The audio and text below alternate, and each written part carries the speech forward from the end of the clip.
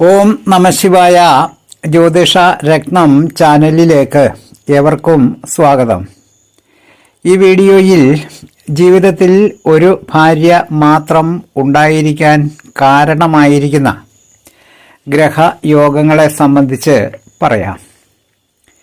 ഒന്നാമത്തേത്, 7ാം ഭാവാധിപനും 2ാം ഭാവാധിപനും സ്വക്ഷേത്രത്തിൽ ബലവാനായി നിൽക്കുന്ന ജാതകന് ജീവിതത്തിൽ ഒരു ഭാര്യ മാത്രമേ ഉണ്ടായിരിക്കുകയുള്ളൂ. രണ്ടാമത്തേത്, അഷ്ടമാധിപനായ ഗ്രഹം പാപഗ്രഹത്തിൻ്റെ യോഗമോ ദൃഷ്ടിയോ ഇല്ലാതെ നിന്നാലും ജാതകന് ജീവിതത്തിൽ ഒരു ഭാര്യ മാത്രമേ ഉണ്ടായിരിക്കുകയുള്ളൂ.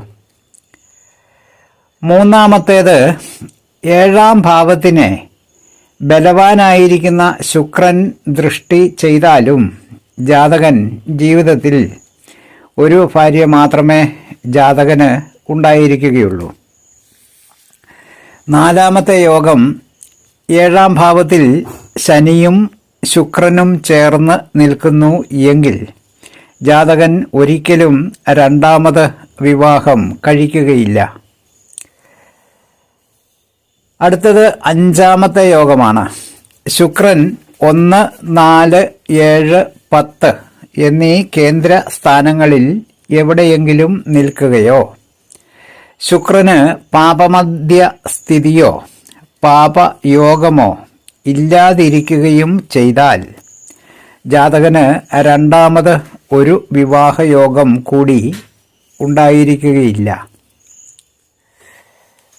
ഭർത്താവിന് രണ്ടാമത് ഒരു വിവാഹം കൂടി ഉണ്ടാകുമോ എന്ന ആകാംക്ഷയുള്ള സ്ത്രീകൾ ഭർത്താവിൻ്റെ ജാതകത്തിൽ ഈ ലക്ഷണങ്ങൾ കാണുന്നുണ്ടോ എന്ന് ഒന്ന് പരിശോധിച്ച് നോക്കുന്നത് നന്നായിരിക്കും. മോഹനൻ ജ്യോത്സ്യർ, ജ്യോതിഷ ആചാര്യ. ഓം നമഃശിവായ.